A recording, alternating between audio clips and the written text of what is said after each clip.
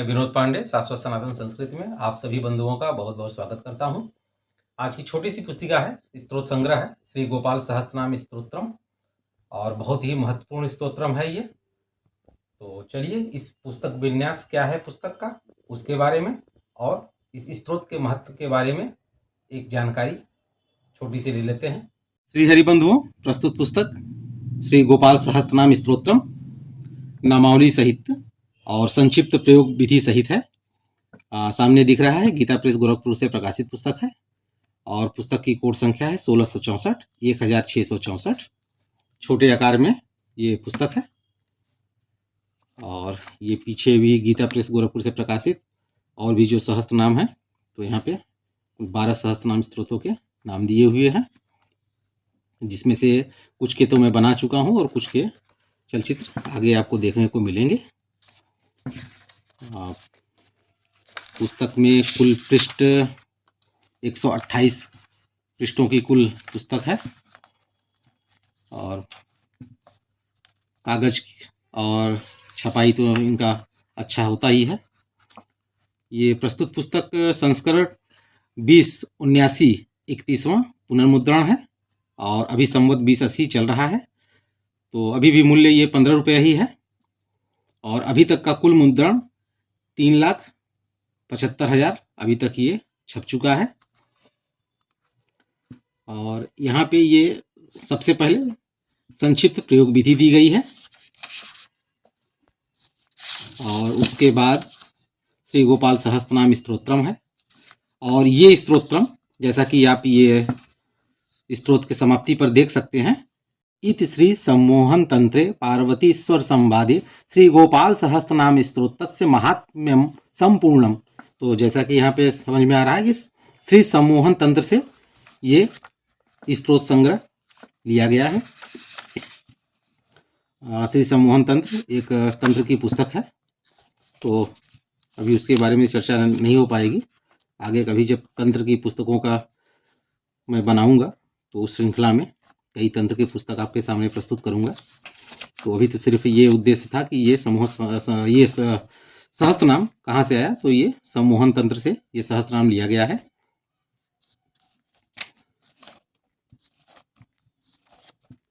जिसमें तो सभी सहस्त्रनाम स्तोत्र में, जैसा कि आप स्नान इत्यादि करके पवित्र हो जाइए, साफ सुथरे कपड़े पहन लीजिए, जिनका भी सहस्त्रनाम स्तोत्र है उनका एक विग्रह चित्र हो या मूर्ति हो, जो भी हो, या उनका यंत्र हो और अच्छा है, सामने रख लीजिए, स्थापित कर लीजिए।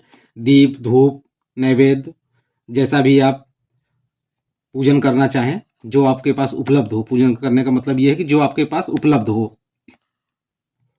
और घी का दीपक अति उत्तम है। घी के दीपक के न मिलने पे फिर आप किसी और दीपक का प्रयोग न करके शुद्ध तिल का तेल मिल जाए तो वो सबसे अच्छा है। और जैसा कि पूर्वाभिमुख या उत्तराभिमुख होकर आप बैठें, बस ऐसे ही है, बहुत इसमें कुछ विशेष नहीं करना है।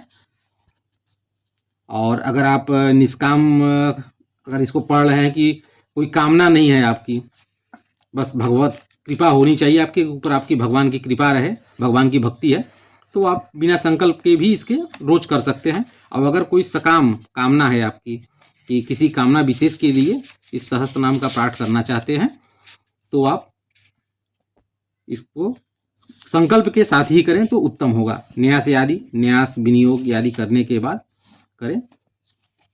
इसमें विनियोग और न्यास नहीं दिया गया है, तो न्यास विनियोग को आप अलग से मैं कभी इसमें दे दूंगा। अभी तो सिर्फ ये पुस्तक के बारे में बता रहा हूँ। आगे चल के फिर मैं जब एक चलचित्र की श्रृंखला एक बनाऊंगा अलग से, कि जिसमें अलग अलग सहस्त्रनाम या पूजा विधि के बारे में या किन सहस्त्रनाम के साथ किस तरह से आपको व्यवहार या चीज़ें करनी है, तो उसका एक अलग चलचित्र रहेगा।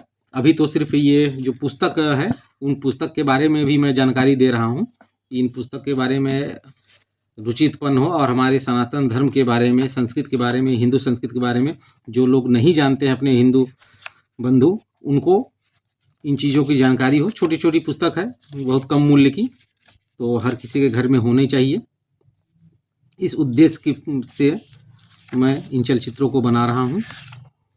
और यहाँ पे ये संस्कृत का सहस्त्रनाम स्तोत्र जैसे ही पूर्ण होता है, फिर उसके बाद इन स्तोत्रों में जो नाम आए हैं, एक सहस्त्र नाम, वो यहाँ पे फिर अलग से दे दिए गए हैं कि जो लोग संस्कृत पढ़ने में असुविधा हो जिनको, वो इसको भी पढ़ सकते हैं और लाभ वही होगा, क्योंकि नाम स्तोत्र आप चाहे आप हिंदी में पढ़ रहे हैं, चाहे संस्कृत में पढ़ रहे हो, चाहे केवल नाम पढ़ रहे हो, तो लाभ आपको उतना ही होगा। बस मन में श्रद्धा भाव होनी चाहिए। और सबसे अंत में भगवान श्री गोपाल जी का एक छोटा सा श्लोक दे दिया गया है, तो अति उत्तम है ये सहस्त्र। अब थोड़ी सी बात कर ली जाए कि गोपाल सहस्त्र नाम स्तोत्र पाठ किन विशेष परिस्थितियों में आपको ज़्यादा लाभ करता है। वैसे किसी भी देवी देवता भगवान का स्तोत्र पाठ आप सभी स्थितियों में करें, श्रद्धा भाव रखें, लाभ कर होगा ही होगा।